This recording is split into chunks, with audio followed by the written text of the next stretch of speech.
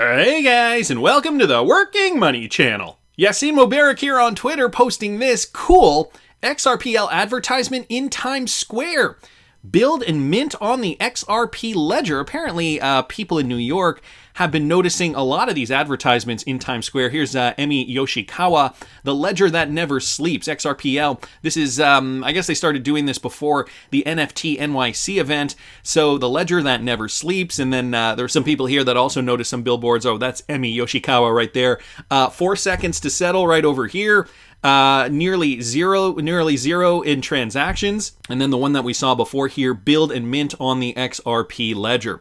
So starting to see billboards, trying to, I guess, get people knowledgeable of the XRP ledger. I mean, I don't know why the general public would want to know about that, but I guess since there is a big event happening in New York City right now, they likely wanted to push some promotion of the XRP ledger just to, kind of have a presence there. Anyway, wanted to thank Emi Yoshikawa and Yassin Mubarak just for pointing that out. Notice this, guys, too. Dennis Porter pointing this out. The governor of Louisiana has just signed a bill that allows financial institutions in Louisiana to custody Bitcoin and digital assets for customers. So more states now looking to focus on regulations that would allow custody of digital assets. So here's the bill here to be comprised of this law relative to digital assets, to provide definitions to allow banks to serve as custodians of digital assets, to provide for parameters and procedures, to provide for relative state and federal regulatory standards, to provide for rulemaking, and to provide for related matters. And so again, just the details here of this bill. I will link this in the description if you guys are interested. It's all good news. I mean, we started seeing it with Florida and Wyoming and a handful of other states looking to really kind of be progressive on the digital asset front months ago. And now we're starting to see almost a snowball effect, a cascading effect for other states in the U.S. looking to kind of regulate, drill down, make some regulations to allow for digital asset custody. Because there's going to be a point where inflation, and I think they realize this, inflation is going to get so high. I think what people will do, and I mean, we have not seen it yet, is start, rethinking the idea of money and rethinking the idea of where their money will be, or at least feel safe to them. And like I said, we haven't seen it yet. The price of Bitcoin has still been declining. So, the inflation hasn't really affected the price of Bitcoin in that way yet. But again, guys, many analysts are saying this is still just the beginning. Inflation is still going to get a lot worse. And even just the other day, I saw an interview with Nick Carter and Anthony Pompliano, where Nick Carter was saying, inflation, there's going to be a tipping point, and he thinks that, that is when Bitcoin is going to take off again, when inflation gets so bad. And the general public realizes that they're going to be putting their money into Bitcoin, but not just Bitcoin, other cryptocurrencies too, as a hedge against fiat. We have not seen inflation levels go that high yet, but it could be around the corner, even in the next year or two, is when we could really see a huge spike with regards to Bitcoin price. So I think certain states are seeing this, writing on the wall, realize that if people do hold cryptocurrencies, they're going to want to be able to custody them in a safe manner. And so why not create some legislation to do just that? In terms of Ripple partner news, guys, this is from Wrath of Kahneman. Shahjalal Islami Bank Limited has partnered with Ripple user Bcash. So the managing director and CEO of the bank inaugurated the service as the chief guest, reads a press release. Shahjalal Islami Bank Limited and the country's largest mobile financial services provider Bcash jointly launched the service. From now, the customers of the bank can easily send money from any part of the country to a Bcash account. So it sounds as though this integration is allowing for quicker, more efficient, and likely cheaper transactions within the country, domestically, I guess. Among other additional managing directors of the bank, Abdul Aziz, and all these other people, I'm not going to list off all their names, head of public relations divisions and bank foundations. Wow, there's a lot of names here. Okay, I'm just going to skip over that. Let's just get to the nuts and bolts here. Basically stating a customer can easily check his account balance, transaction details, and profit details from his mobile phone. In addition, through this service, the customer can easily send money to another bank account and any other bank from staying at home. Apart from this, the customers in the bank are able to pay the credit card bills of other banks, including credit cards. With the top-up of mobile phones, MFS payments and utility bills can also be completed with the convenience of the customer through this app. So this sounds as though it's translated from another language into English. The grammar isn't that great. However, interesting to note that this particular bank here, Shahjalal Islami Bank, is now partnering with Ripple partner Bcash in order to help their customers with these particular transactions. It sounds domestically, right now at least, but that could expand to other countries, I'm sure, in the near future. So wanted to thank the Wrath of Kahneman for pointing that out. I also noticed this guy's from Finextra, AeroTruth Signs, Ripple partner Lulu Financial, and Samsara Remit to B2B document management platform. AeroTruth has developed a cloud-based software as a service document repository platform that relieves firms of the burdensome and time-consuming effort of exchanging contractual documentation for B2B onboarding. The platform helps parties to manage and simplify the volume and flows of typically email-based document exchange required between companies when onboarding new and existing commercial partners. AeroTruth's clients can also network with each other, providing a new pre-qualified avenue to partnership and network growth. We wanted to move away from the manual process of onboarding our global partners. AeroTruth is not only very easy to use, but importantly also gives our partners a digital-first solution and smooth user experience when we invite them to the AeroTruth platform to submit due diligence documents.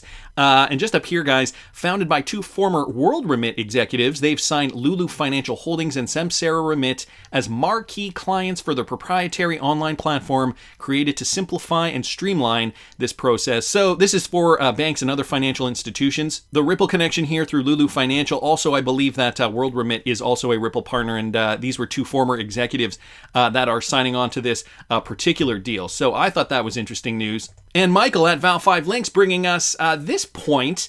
Despite all the Tether controversy, they are now launching a new stablecoin pegged to the British pound. Doubling down, I see. Just shortly after releasing a stablecoin pegged to the Mexican peso, Tether has introduced a new product focusing on the British pound. The GBPT will first work on top of Ethereum, while other blockchain networks could be added in the future. The company's announcement reads that the new stablecoin will hit the market in early July on Ethereum. It will become Tether's fifth fiat-pegged stablecoin after the largest by market cap USDT and euro-pegged EURT, the offshore Chinese yuan-pegged CNHT, and of course the Mexican peso, MXNT. Those were some other stablecoins that they've launched. We believe that the United Kingdom is the next frontier for blockchain innovation and the wider implementation of cryptocurrency for financial markets. We hope to help lead this innovation by providing cryptocurrency users worldwide with access to a GBP-denominated stablecoin issued by the largest stablecoin issuer. So Tether doubling down, despite the controversy, despite the rumors, I guess, that it, the fact that it was not holding its peg one-to-one to the US dollar. Their biggest stablecoin's obviously the USDT stablecoin. So they're marking their territory. They are still, pushing to become one of the largest stablecoin issuers out there. All interesting, considering where money is going. Now, this is Jim Rickarts, guys, brought to us by Digital Asset Buy here, talking about this global financial shift and eventually abolishing cash in the step-by-step process in which the powers that be are looking to do this, okay? Let's listen to this clip, guys, of Jim Rickarts. But I think that was world money. They can print it. A lot of people don't realize, I'm enough of a geek, I've actually read the Articles of Association of the IMF, including the provisions related to SDRs. Not everyone, but people know in general they can issue it to the members. So 189 members of the IMF, they all get their share, but they get shares pro rata based on their capital contributions, which means the United States gets the biggest share of a new issue of SDR. This is printed money. This is printed world money is what it is. The US gets the biggest share. Query if we actually need it versus countries in Africa, they get a tiny little sliver. So they have secondary market trading. One of the interesting things they did issue recently in Russia got a decent sized share, and everyone's like, "Well, we hate Russia." It was like, "Well, sorry, they're IMF members, and they got their bit." Look, this has got a lot of momentum. Has it feels like 2 or 3 years, because once the central bank digital currencies come on, I mean, you can't get rid of something until you have a replacement. Yeah, sure. And so once the central bank digital currencies come on stream, we're close. Some of them are already out, and we're close on others. And there are more people have iPhones than bank accounts, but you won't need a bank account because you'll have your smartphone. Yeah. And so you got 2 steps. Number 1, get everybody in the world a smartphone. We're pretty close to that. Yeah. And number 2, get the central bank digital currencies rolled out. We're close to that. When those 2 things are done, they'll eliminate cash. Some eye-opening information here from Jim Rickarts. Notice that point he made. There are more people out there with smartphones than have bank accounts. And that is exactly what they want, because eventually you will not even need a bank account to perform a transaction. And so this is what they want. They want everybody to be digitally reliant. They do not need to have every single person to have a bank account, but they want us to get off cash. And so what they're doing is, as we're seeing, right, with the CBDC rollout, more countries are developing central bank digital currencies. And once they are launched, that is kind of phase one, getting people on smartphones. Well, that's already kind of happened organically over the last decade or so. But then this process, as Jim Rickarts says, will eventually be a perfect recipe to abolish cash. But when cash is abolished, guys, how is all the money going to move?